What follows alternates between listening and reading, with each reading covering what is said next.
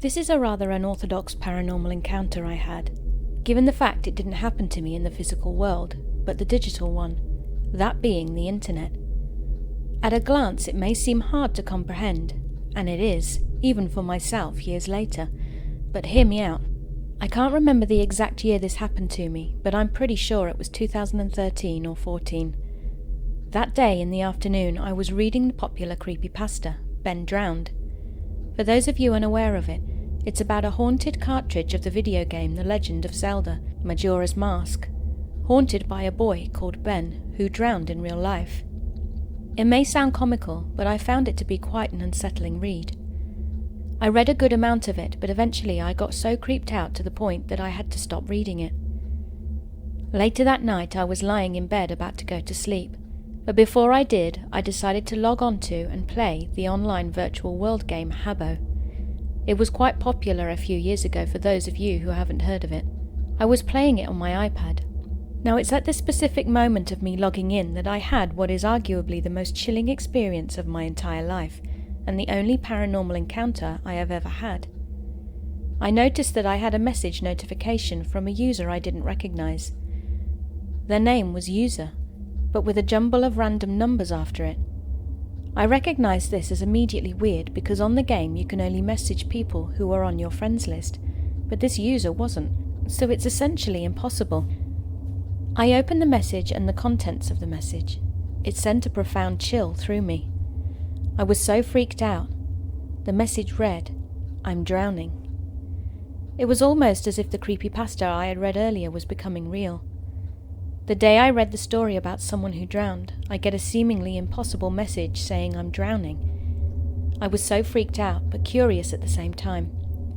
I just ignored it and carried on playing the game, just in case I received another message. And I did. It was around 2 minutes after they'd sent the first message. This one read, "I dead." At this point I was so spooked that I had to come off the game. I couldn't handle another one. I was able to sleep that night, but was obviously really unnerved about the messages, but curiosity got the better of me, and I signed back into the game in the morning. There was no trace of the messages from the night before, as if the encounter never happened. If I remember correctly, you always have records of messages in the game, but as weirdly as the messages first appeared in the first place, they were now gone. I was just totally bewildered as to how this even happened to me. The more I think about it, the less sense it makes. I thought I had is that a hacker could have secretly been tracking my activity online and decided to have a bit of fun, which is an equally scary thought as a paranormal encounter, but I'll never know. If you don't believe this happened to me, I can understand why, as I myself hardly ever believe paranormal encounters that people have supposedly had. But I honestly swear on my life that this happened to me.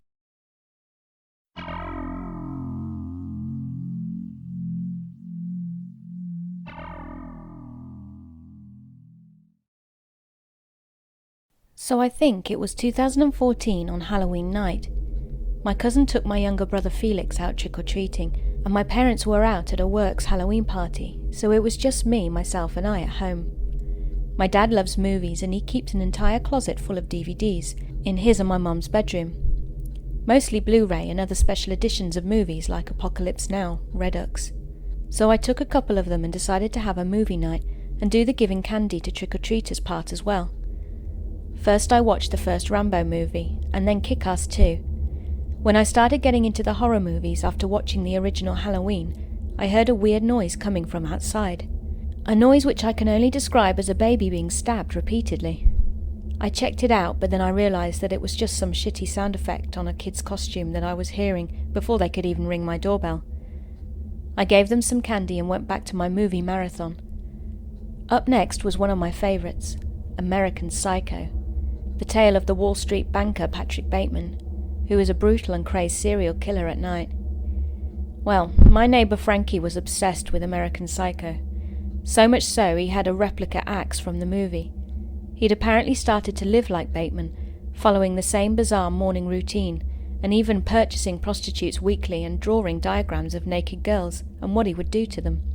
Before his Facebook was removed, he'd posted pictures of him holding knives and captioning quotes from the movie such as, I killed a lot of people, and hey Paul. He also posted pictures of his Huey Lewis and the News album collection, which is a part of one of the famous scenes from American Psycho. Frankie knocked on my door dressed like Bateman, wearing a suit and a translucent coat over the top, and he was holding a bloody axe. He began screaming at my face, shouting, "Patrick fucking Bateman, I killed a lot of people." I immediately screamed back at him and told him to shut up and to stop swearing so loudly, as a group of I'd say 5 or 6-year-old trick-or-treaters walked by while Frank was screaming. He somehow knew that I was watching American Psycho. He smelt disgusting, as if he'd just rolled around in a meat room of a butcher's shop. He kept asking if he could watch the movie with me, but I just told him to simply fuck off and slam the door in his face. 2 days later, he was arrested for the murders of 2 people and the decapitation of his own cat. I'd heard he bludgeoned his wife to death with his replica axe, and then a teen trick-or-treater. Apparently for years he'd been planning to go on a 15-16 person killing spree on Halloween, the same amount of people killed in the movie. Apparently in prison he kept confessing to Paul Allen's murder. My dad said that the situation that I was in with Frankie could have ended a lot worse, especially knowing his intentions of mass murder. I refused to watch American Psycho again after that.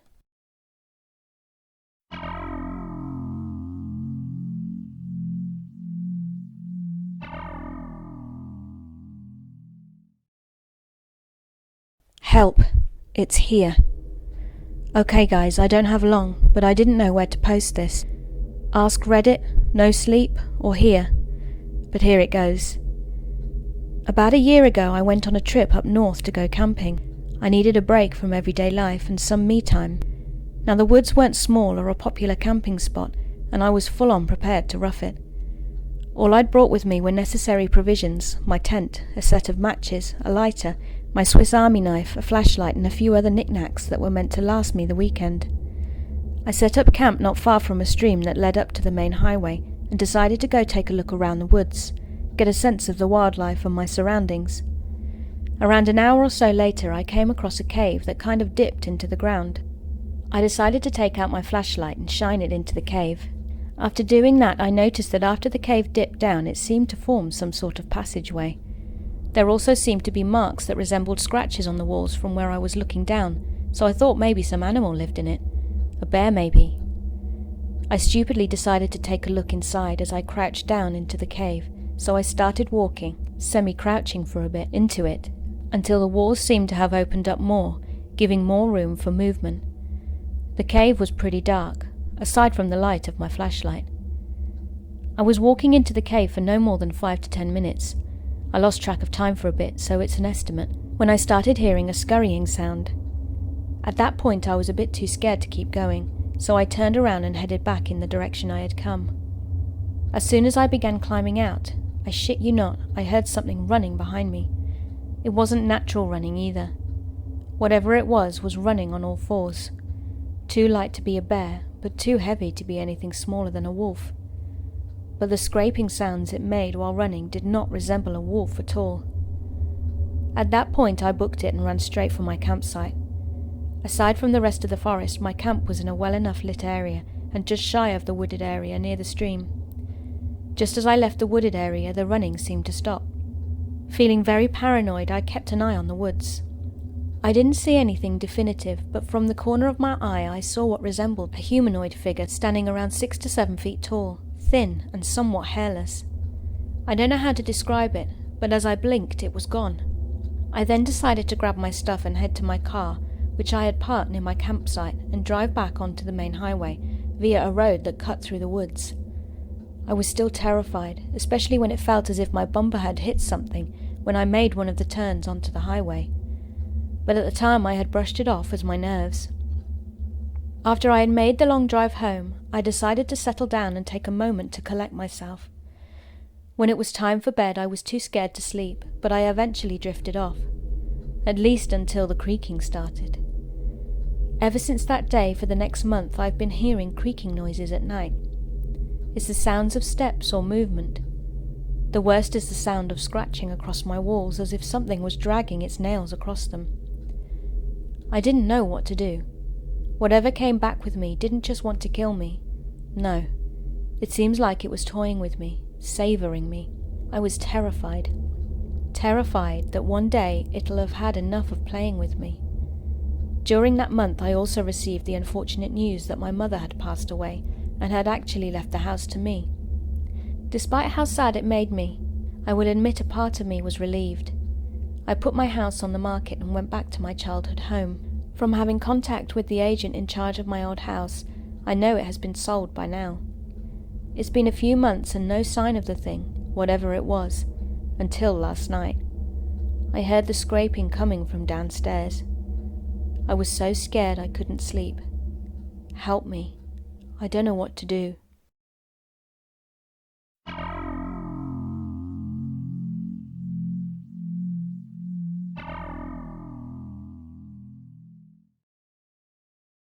It was 1982, and I worked in a mall during my college years.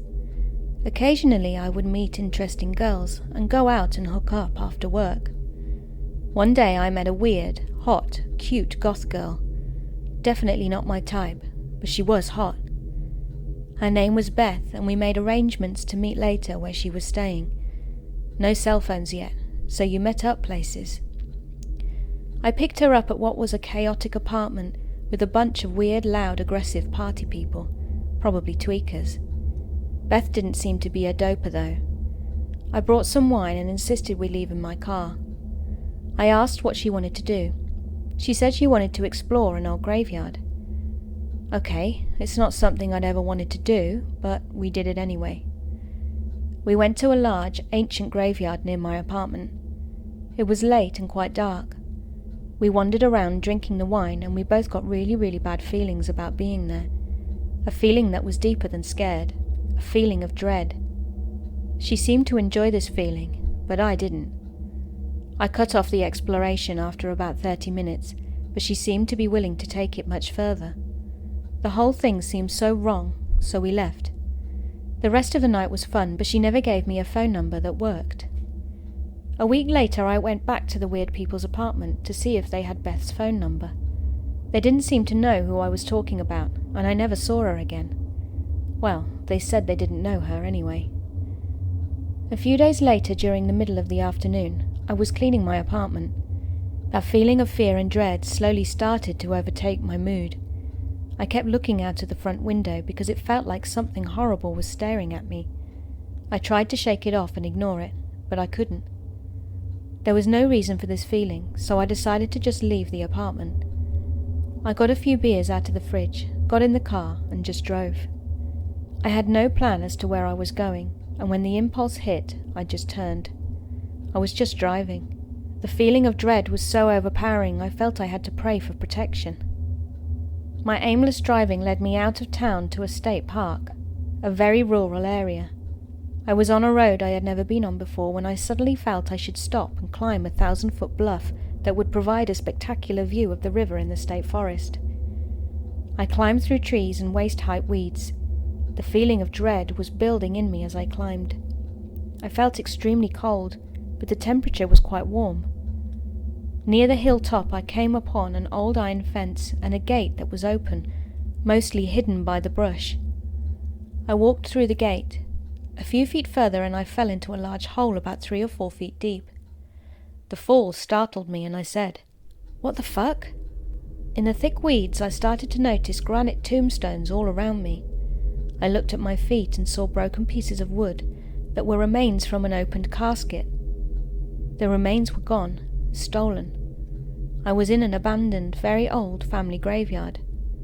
I'd driven multiple miles to a place I never knew existed, to walk and fall into an opened grave. As a realization of where I had fallen came to me, so did a powerful blast of energy and the thought, "Here is the answer to your prayer."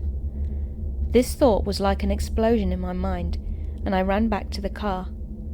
It was over for now, but not really.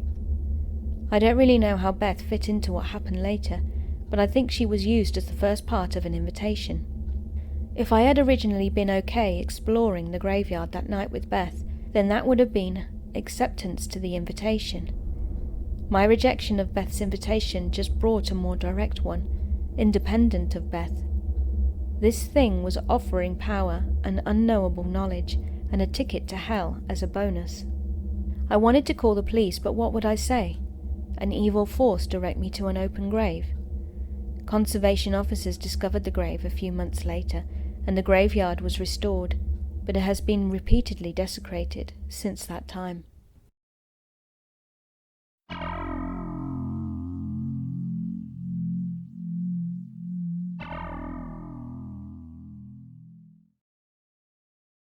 I've seen so many people sharing their experiences with scary shit, so I thought I'd share the story of my extremely unsettling family beach trip.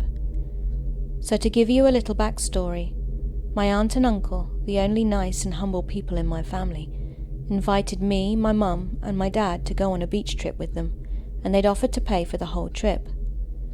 My cousin would be tagging along too, which I was excited about because we were very close at the time. I was 9 and she was 8, and we liked to play Barbies together. When we actually got to the house, I was amazed at how big it was. It was 3 stories high, and you could see the ocean out of most of the bedroom windows, despite the fact that the house was surrounded by trees. Me and my dad have always been very sensitive to bad energy, and when we got out of the car, both of us were uncomfortable.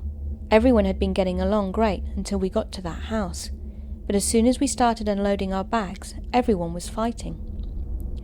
The whole inside of the house was covered in black and white photos of military men and children, which I found a little creepy because all of them had to now be dead. Now let me give you a quick example of the layout so it doesn't get too confusing. There's the bottom floor, which is just a kind of foyer to take off your shoes and wipe your feet on the rug. When you get to the next floor, to the right there's a couch and a TV that are right next to a bedroom. There are 2 doors that lead to the one bedroom. I have no idea why. And that whole corner was right under the stairs that went up to the next floor. To the left was a hallway that led to 2 bedrooms. My parents stayed in one, and me and my cousin stayed in the other. The 3rd floor was the kitchen, and when you came up the stairs there was a tiny little cramped spot beside the railing that had a bathroom. The whole 3rd floor was basically just one big open space with a bedroom, where my aunt and uncle were staying, a couch, TV, and a deck where you could look out over the ocean. So within 15 minutes of us being there, the glass door in my mum's room, which led to another deck, had mysteriously opened when no one was near it, and one of the doors to the bedroom on the right had come open by itself. On our second night there, it got really interesting. Me and my cousin decided to play hide and seek on the 2nd floor. I started counting and she hid in the bathtub in our room. We had our own little bathroom, which I later discovered she'd been hiding in the entire time. So I went out looking for her, and I checked all around the left side. At least that's what I thought. I started looking round by the stairs and behind the little couch when I noticed one of the bedroom doors was open. It had been closed all day, and the bathroom light was on. I smiled and made a few sarcastic remarks, thinking I'd already found her. I crept into the room and jumped out in front of the bathroom door, expecting to scare my cousin, who I thought was hiding there. The bathroom was empty. I stood there for a second looking around before I heard a giggle behind me, so I spun around, but no one was there. I ran out of the bathroom, and right after I got out of the bedroom door, the light in the bathroom went off. I stared in shock for a second, and then I heard footsteps going up the stairs. I really wish I was making this shit up. "Hannah, stop messing around. We're not supposed to go upstairs. Our parents are watching the game," I yelled. I was still really shaken up and freaked out.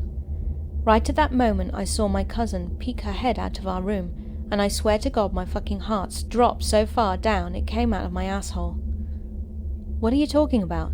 I've been in the bathtub the entire time," she said. I thought she was lying until I realized she was just as confused and freaked out as I was. On the 4th night there, we were playing on our Nintendo DS's. It was the middle of the night. We could send each other little drawings and make our Nintendo dogs meet up and such. I had to take a piss and she was hungry, so she asked me to grab some Oreos from upstairs. I decided I'd just use the bathroom up there, so I set the Oreos down and went to do my business. About halfway through my piss, I heard footsteps outside the bathroom door and assumed it was my aunt or uncle, so I just reached over and locked the door so they wouldn't come in. I was uncomfortable because I didn't hear the footsteps walk away, but I just told myself it was fine and finished up. Everything was fine until I locked the door and started to turn the handle. That's when someone grabbed the handle on the other side. I freaked out and tried to turn the handle again, but I was unsuccessful. I started to back up and grab the wrench from under the sink, in case someone was trying to murder me, and the handle started violently jiggling.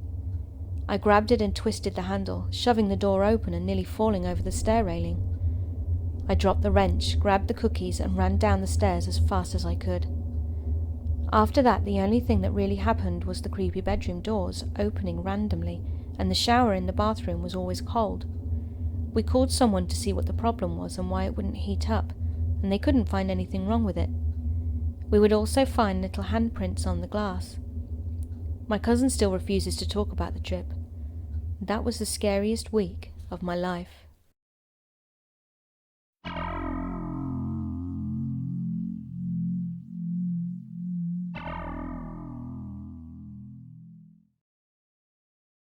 My story begins a few years ago. I decided to use my computer skills to run a small darknet forum, mainly just to share information without censorship.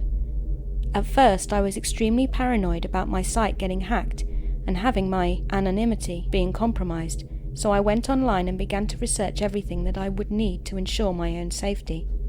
After countless days of scouring blogs, forums, and other material, I decided I was ready.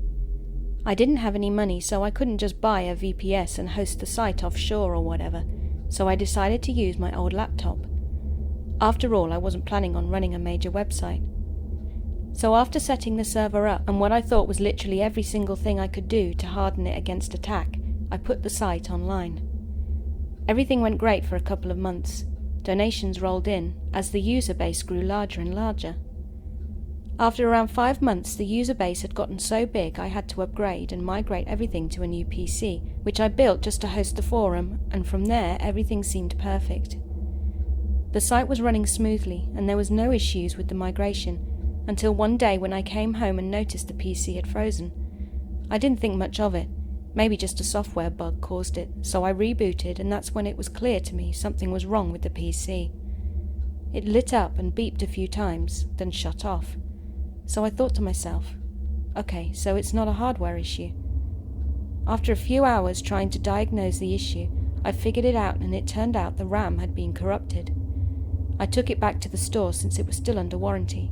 The customer rep told me it might have just been a faulty stick. When I got home, I replaced the stick of RAM and had the site back up and running within a few hours. Everything seemed to be perfect again, and I apologized to the users for the downtime, and everyone seemed to be happy enough. Fast forward a few more months. The forum has been up and running for around 1.5 years now, then this is when things started to get really weird. I finished work on a Friday, and it was a gorgeous day in the middle of summer.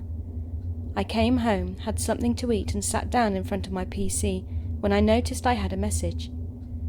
Upon opening the message, I realized that somewhere I'd messed up. Now, don't get me wrong, I'm not like Assange or anything, so I don't really know why anybody would actually target me, but the world is a crazy place, so whatever.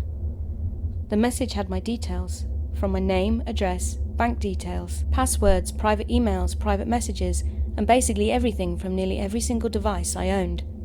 I freaked out and immediately took the PC offline and turned my internet off, but little did I know that this guy had done his research. After a couple of hours pacing my room, I received a text message. It read, "I know everything about you." The message was sent via some type of SMS service, so there was no way to trace it. Then my phone rang. "Don't talk, just listen. I know everything there is to know about you. All I want is 2 Bitcoins, or things are going to get worse. I'll send you a text with the wallet details." The phone call ended just as quickly as it started. I opened my laptop up and checked my Bitcoin wallet. There was enough left over from the donations just to pay this guy off, and hoped that would be the end of it. I entered the guy's details and sent the payment, then my phone rang again. "Thank you for complying. Unfortunately, someone I know really likes you." Then he hung up. Panicking, I tried calling the number back, but I'd just got an automated message that said, "The number you have dialed has not been recognized." A few hours passed and I began to think to myself, maybe the last call was just him having fun. After a long day, I decided just to go to bed. Sometime around 2 a.m. I was woken up by the sound of banging at my front door. I jumped out of bed and turned on all the lights, grabbing a knife from the kitchen, and I walked slowly towards the window and looked out. I could see someone standing by a car. They spotted me and they got in and drove off. I rushed to the door in hopes I might be able to get a license plate number, but by the time I'd opened it, they had already turned the corner. As I turned, I noticed an envelope on the floor. I picked it up and went back inside, locked the door and closed the curtains. I sat in the kitchen and placed the envelope on the counter. I stared at it for around half an hour, trying to muster up the courage to open it. Did these guys really come to my home? After the half hour was up, I decided enough was enough, and I opened the envelope. Some pictures fell out onto the counter. They were of me sleeping. These guys had not only been outside my house, they'd been inside whilst I was sleeping. The images had been edited and strange love hearts had been added next to me, so now I was sufficiently freaked out. I didn't go back to sleep, and when the sun broke the darkness, I decided to head to the police station and tell them everything. I hadn't broke any laws, so I hoped they would just help me. After hours of explaining everything to them, they told me there was nothing they could do. I had never felt so alone in the world. I was scared of what this guy was planning for me. I didn't have the foggiest idea what I was supposed to do or expect, so I decided to wipe everything in my laptop, PC and phone. I picked up everything I needed, stuffed it all into a bag and left my apartment. I had a couple of friends that I knew I could rely on, so I called up my old buddy Marcus and we met up, had a few beers, and I explained everything to him. He offered me a place to stay and I hoped that would be the end of it. How wrong I was. A few days later it happened again. There was a knock at the door first thing in the morning. Me and Marcus both went out to find another envelope on the floor. It was the same thing, pictures of me sleeping, but these were in Marcus's house. I started freaking out again and Marcus said, "Okay, we need to do something about this. Maybe set a trap?" So we went over numerous ideas, everything you could think of from cameras to baiting him. We settled on the idea of staying up during the night and locking him in the room. We filled the bed up with pillows, set up cameras and even barred the windows. We hid in the room next door, and after a few hours had passed we heard the lock rattling on the front door. We knew it was game time. We'd left the door just slightly ajar so we could see outside as he went past. The moment he entered the room we both sprung to action as quickly as we could and closed the door behind him and locked it from outside, using a chair and a metal bar. There was only one way he was getting out, and that would be to destroy the door. We could see the silhouette of him as he paced the room quietly. It was creepy as fuck. We called the police as we kept an eye on him. At last, I thought, I can finally finish this and move on with my life. As the police arrived, we noticed the guy take a gun out and place it to his head. He held a sign up which read, "I love you," and he pulled the trigger. The police barged in, guns drawn, and told us both to get to the floor. We complied and shouted, "He's in there!" pointing at the door. The police removed the makeshift lock and entered the room. They called for an ambulance and put me and Marcus in the back of a police car. I'd been sat in the interview room for a good couple of hours when a detective came in and sat down in front of me, opening a folder and placing pictures on the table. "Do you know her?" he asked. "Her?" I said, looking at the pictures. "No," I replied, confused. He looked at me and said, "This is the person who's been stalking you." And he then began to tell me they had visited her home and found a shrine with photos of me, all at different places, from restaurants to the gym and even shopping. He went on to tell me that she'd been the one that sent the messages and made the phone calls. They'd also found a diary which had some kind of future plans for me and her. She wanted me to be her husband, and we'd been chatting for around a year and a half, right from the moment I'd started the forum. After I'd explained everything, the detective said I was lucky to be alive. She had actually planned to drug me and kidnap me. She had even made some makeshift locked beds so I wouldn't be able to escape. To this day I feel lucky, and I haven't been on the dark web since.